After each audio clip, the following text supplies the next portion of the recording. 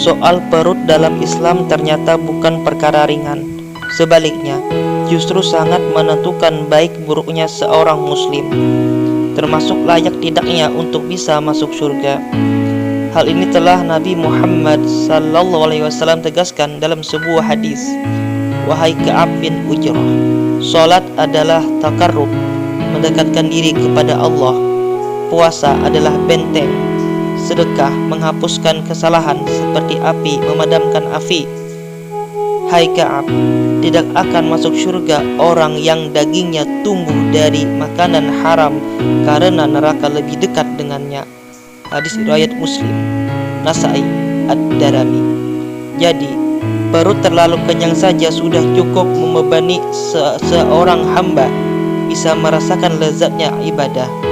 Apalagi kalau perutnya kenyang dengan makanan haram hasil korupsi, mencuri, menipu, merampok, dan kecurangan-kecurangan lainnya. Pasti akan semakin menyusahkan dan memberatkan masa depannya, baik di dunia, lebih-lebih di akhirat.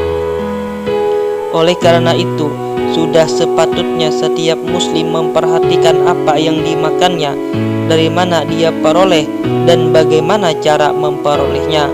Mustahil seorang hamba akan selamat manakala ia tidak memperhatikan makanannya, sehingga benar-benar dapat dipastikan bahwa makanannya selama ini benar-benar terjamin kehalalannya secara utuh. Di dalam kitab Manhaj Al-Abidin, Imam Ghazali Hujjatul Islam mengutip pernyataan Ma'ruf Al-Qurhi yang berkata, apabila engkau berpuasa, lihatlah dengan apa engkau berbuka dan dengan siapa. Sebab berapa banyak orang yang memakan suatu makanan kemudian hatinya berbalik dan tidak kembali kepada keadaannya yang semula selama-lamanya.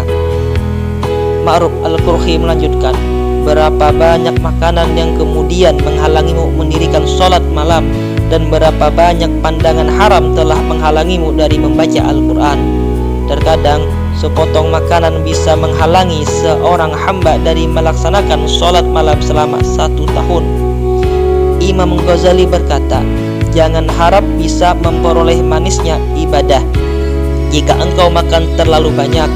Bagaimana cahaya akan bersinar di hati tanpa ibadah? Apa nikmatnya ibadah yang tak disertai rasa manis dan kelezatan? Ibadah pada hakikatnya jauh lebih nikmat dari apapun kenikmatan dunia ini. Hal itulah yang bisa kita lihat dari sosok Imam Syafi'i, seorang ulama yang mampu mengkhatamkan Al-Quran sebanyak 60 kali dalam sholat. Selain itu, Imam Syafi'i juga memiliki akhlak mulia dan sangat tekun ibadah. Selama 16 tahun beliau tidak pernah makan sampai kenyang, kecuali hanya sekali, dan yang sekali itu pun sangat disesalinya.